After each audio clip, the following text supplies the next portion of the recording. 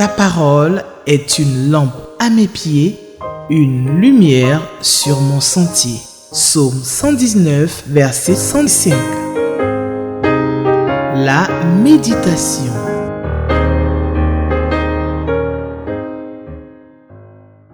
Fidèles téléspectateurs d'Espérance TV, je vous salue. Nous sommes aujourd'hui mardi 21 mai 2024. Merci d'avoir choisi Espérance TV. Nous sommes à la méditation. La Ligue pour la lecture de la Bible nous propose comme passage de méditation, donc Actes chapitre 2, et ça sera donc du verset 22 jusqu'au verset 36. Je lis la parole de Dieu dans la version Louis II. Prions le Seigneur, s'il vous plaît. Je te bénis, Seigneur, mon Seigneur et mon Dieu. Je te loue, je glorifie ton nom parce que tu es grand, tu es puissant. Seigneur, nous voici encore ce jour devant toi pour écouter, pour entendre, pour méditer ta parole. Seigneur, nous avons besoin de ton éclairage. Nous avons besoin de ton esprit. Nous avons besoin de ton assistance. Nous avons besoin de ton aide. Nous avons besoin que tu ouvres notre intelligence au nom de Jésus-Christ. Sois loué, sois glorifié au nom de Jésus-Christ. Amen. Voilà. Donc on a prié. Nous allons lire la parole de Dieu. Hommes israélites, écoutez ces paroles. Jésus de Nazareth, cet homme-là à qui Dieu a rendu témoignage devant vous par les miracles, les prodiges et les signes qu'il a opérés par lui au milieu de vous, comme vous le savez vous-même. Cet homme, livré selon le dessein arrêté et selon la prescience de Dieu, vous l'avez crucifié, vous l'avez fait mourir par la main des impies. Dieu l'a ressuscité en le délivrant des liens de la mort, parce qu'il n'était pas possible qu'il soit retenu par elle. Alléluia! Car David dit de lui, « Je voyais constamment le Seigneur devant moi, parce qu'il est à ma droite, afin que je ne sois point ébranlé. Aussi mon cœur est dans la joie, et ma langue dans l'allégresse, et même ma chair reposera avec espérance, car tu ne m'abandonneras pas, mon âme, dans le séjour des morts.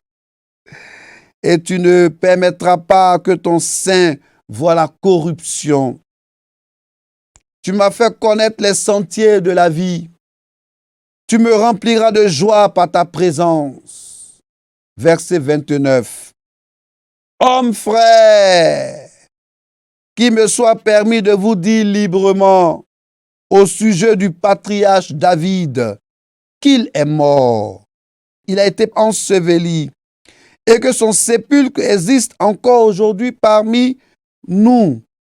Comme il était prophète et qu'il savait que Dieu lui avait promis avec serment de faire asseoir un de ses descendants sur son trône, c'est la résurrection du Christ qu'il a prévue et annoncée en disant qu'il ne serait pas abandonné dans le séjour des morts et que sa chair ne verrait pas la corruption. Verset 32. C'est ce Jésus que Dieu a ressuscité. Nous en sommes tous témoins. Élevé par la droite de Dieu, il a reçu du Père le Saint-Esprit qui avait été promis et il a répandu. Comme vous le voyez et l'entendez, car David n'est point monté au ciel, mais il dit lui-même, « Le Seigneur dit à mon Seigneur, assieds-toi à ma droite. » Verset 35, « Jusqu'à ce que je fasse de tes ennemis ton marchepied. » Et enfin, verset 36, « Que toute la maison d'Israël sache donc avec certitude que Dieu a fait Seigneur et Christ ce Jésus que vous avez crucifié. Alléluia. Gloire à Jésus. Ce Jésus que vous avez crucifié, Dieu l'a fait, donc Seigneur et Christ. Alléluia. Nous sommes heureux de partager la parole de Dieu ce jour donc du 21 mai avec vous et nous allons méditer la parole de Dieu. Les questions du lecteur de la Bible de ce jour sont, donc il y a beaucoup de questions, question 1, question 2, question 3 et question 7.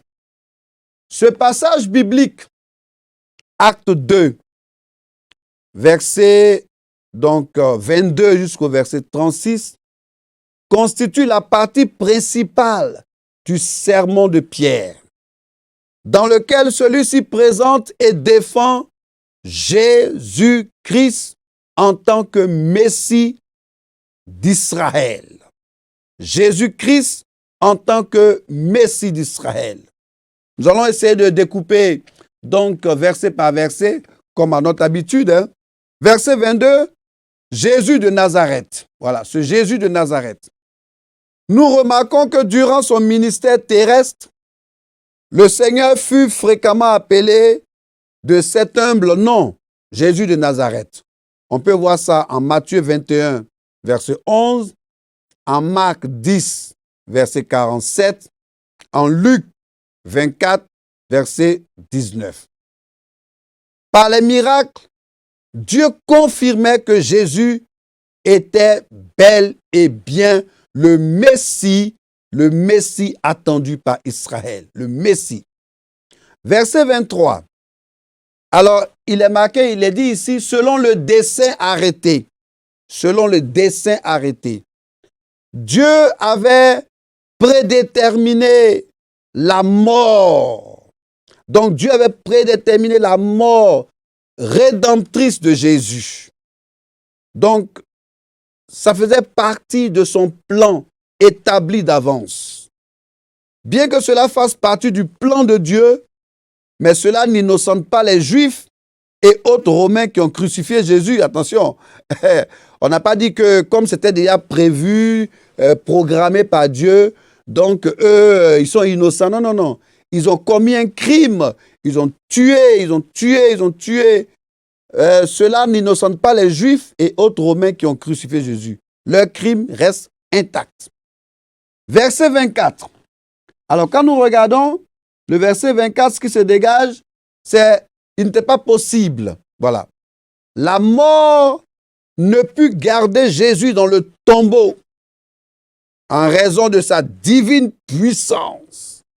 Ô mort, où est ta victoire? Ô mort, où est ton aiguillon? Ô mort, où est ta victoire? Ô mort, où est ton aiguillon? La mort ne put garder Jésus dans le tombeau en raison de sa divine puissance. Et nous pourrons voir cela en Jean 11, verset 25, Hébreux 2, verset 14. Ainsi que de la promesse et du plan de Dieu. Donc, on peut voir cela aussi en Luc 24, verset 46, en Jean 2, verset 18 jusqu'au verset 22, et en 1 Corinthiens 15, verset 16 jusqu'au verset 26. Donc, j'espère qu'on a bien pris note. Luc 24, verset 46, Jean 2, 18 à 22, 1 Corinthiens 15, 16 à 26. Du verset 25 jusqu'au verset 28, David dit, le Seigneur s'est servi de David pour annoncer prophétiquement sa résurrection. Le Seigneur s'est servi de David pour annoncer prophétiquement sa résurrection. On peut le voir en Psaume 16, verset 10. Et le verset 29, son sépulcre existe. Voilà, ça est là. Les preuves sont tangibles. Ça est, le sépulcre est encore parmi nous, on peut voir. Sa présence rappelait aux Juifs que le corps de David n'était jamais ressuscité. et que celui-ci ne pouvait donc pas accomplir la prophétie du psaume 16. Alléluia. Voilà. Les preuves sont là, le sépulcre de David est là, vous pouvez vérifier. Du verset 30 jusqu'au verset 32, donc on a regroupé verset 30, 31, 32. On remarque que Pierre commente le psaume 16.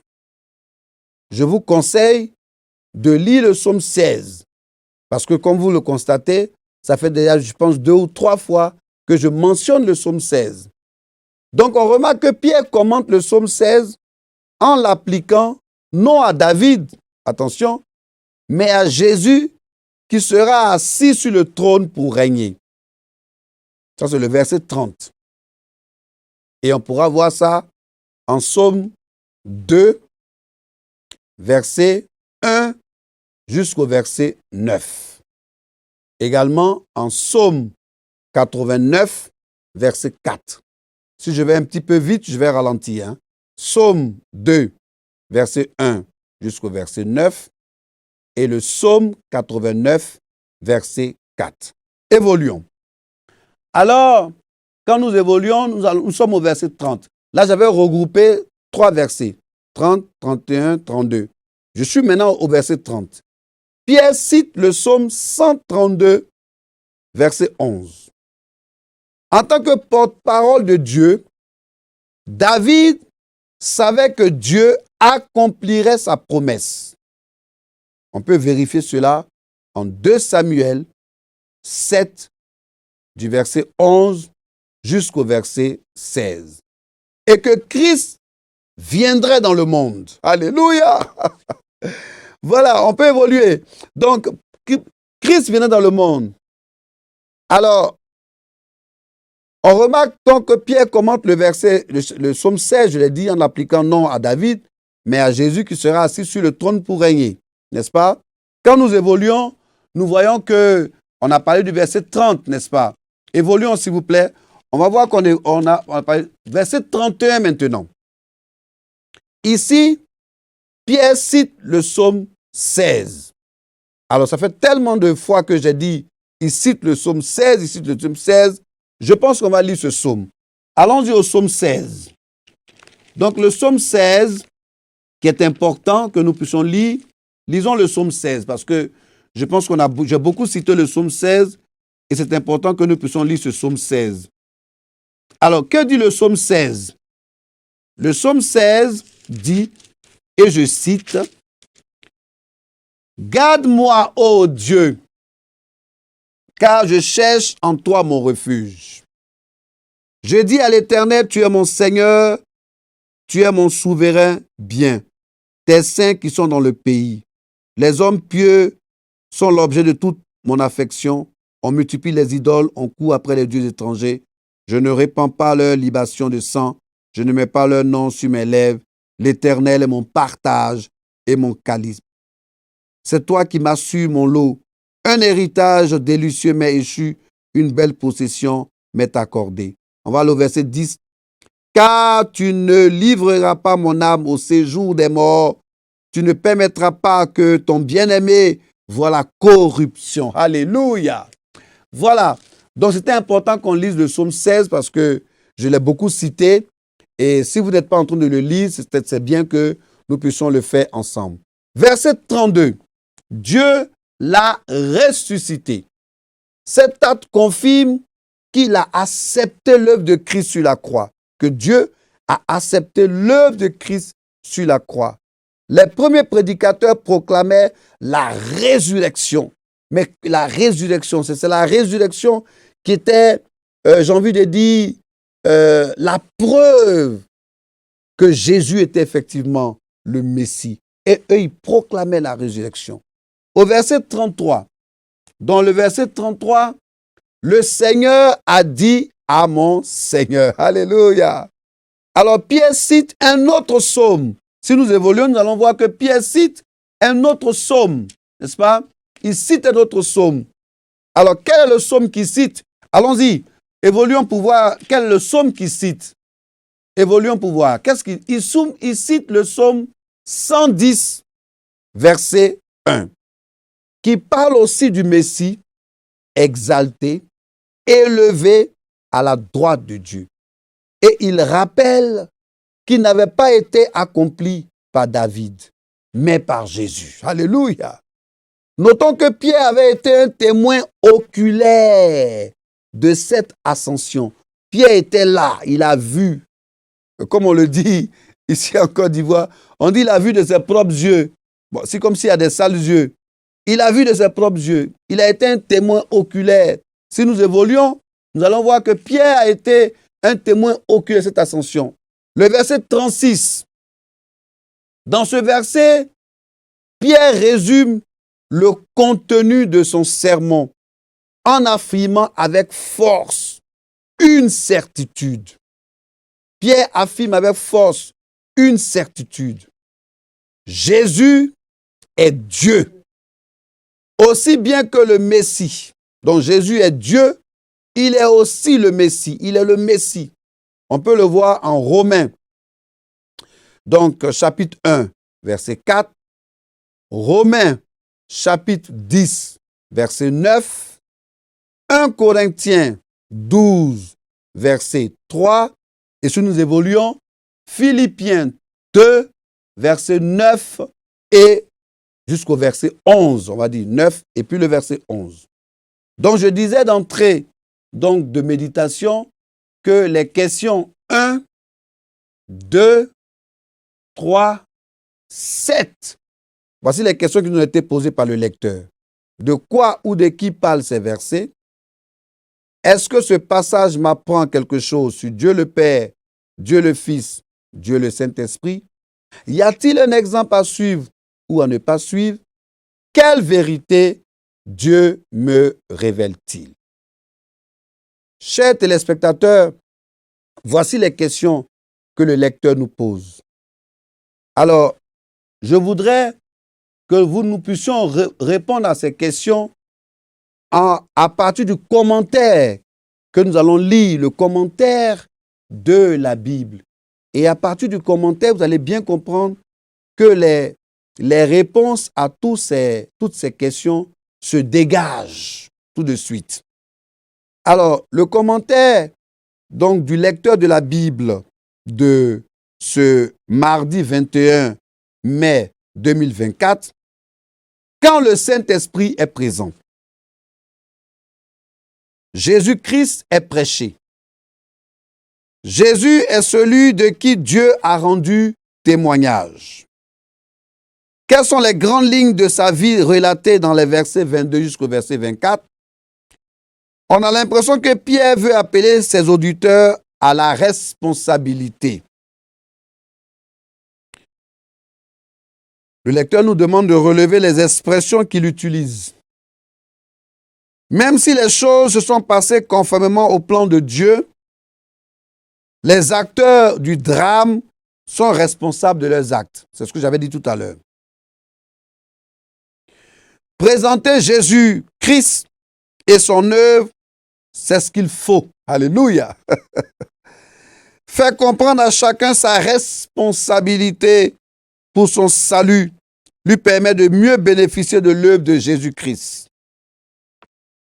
Alors les verrous de l'ignorance sont brisés au nom de Jésus. David a annoncé le Christ, sa résurrection et son élévation à la droite du trône de Dieu. On peut voir cela du verset 25 jusqu'au verset 28 et en Psaume 16 du verset 8 jusqu'au verset 11. Certainement, les Juifs pensaient que David parlait de lui-même. Non, c'est une erreur. Cependant, sa mort et la décomposition de son corps montrent qu'il ne parlait pas de lui-même. David parlait du Christ. Verset 29 jusqu'au verset 31. L'Esprit de Dieu lui avait révélé en sa qualité de prophète ce qui devait advenir de Christ. Advenir au Christ, pardon. Dieu utilise Pierre ici pour lever l'équivoque. Notre monde baigne dans l'ignorance. Dieu est encore disponible aujourd'hui pour nous utiliser afin de sortir plusieurs de l'ignorance dans divers domaines. Soyons simplement disponibles et à l'écoute de Dieu. Pierre, après le parcours historique, certifie la résurrection de Jésus et établit la responsabilité de ses auditeurs. Admirons, s'il vous plaît, la certitude avec laquelle Pierre parle. Admirons la certitude avec laquelle Pierre parle. Pas de ménagement en ce qui concerne la vérité. C'est une certitude venant d'un cœur rempli du Saint-Esprit. La prière que le lecteur de la Bible nous demande de lever vers Dieu. Seigneur, je vais avancer dans la certitude qui vient de toi et dis la vérité sans compromis. Alléluia. Dis la vérité sans compromis. Dis la vérité, quelle que soit la situation. Je vais dire la vérité. Quelle que soit la difficulté, quel que soit l'endroit où je me trouve, ou bien c'est un peu compliqué. Si je ne dis pas la vérité, non, ça va être un peu chaud sur moi. Non, non, non, non, non. Il faut dire la vérité sans compromis. Même si les paroles sont amères, elles sont nivaquines, elles sont dures, mais il faut dire la vérité. Alors, si vous nous prenez en marche, j'aimerais vous dire que vous suivez donc la méditation avec la Ligue pour la lecture de la Bible et Espérance TV. Et nous sommes aujourd'hui mardi 21 mai 2024 et notre texte de méditation est donc Acte 2, chapitre 2, donc verset 22 jusqu'au verset 36. Nous avons répondu aux questions 1, 2, 3 et 7 du lecteur de la Bible et nous avons passé un agréable moment au pied donc du Seigneur. Nous sommes heureux de toujours être au pied du Seigneur pour la méditation. Nous avons beaucoup de joie à lire la parole de Dieu parce que Dieu nous inspire. Il nous rassure, il dit qu'il est avec nous et il dit qu'il est notre berger. Il est le Messie. Nous te bénissons, Seigneur. Nous te louons. Nous te rendons toute la gloire. Tu es digne de louange. Tu es digne d'adoration. Tu es digne d'être élevé. Tu dis que tu es notre Messie. Tu dis que tu es le Saint. Tu dis que tu nous remplis du Saint-Esprit. Et nous sommes heureux. Nous sommes heureux de t'appartenir. Nous sommes fiers d'être tes enfants. Nous sommes fiers d'être tes serviteurs. Nous sommes fiers de bénir, de louer, de glorifier, de magnifier Jésus-Christ. Que ton nom soit glorifié. Au nom de Jésus-Christ. Amen. Fidèles téléspectateurs d'Espérance TV, c'est ici que nous allons nous arrêter pour la méditation de ce jour.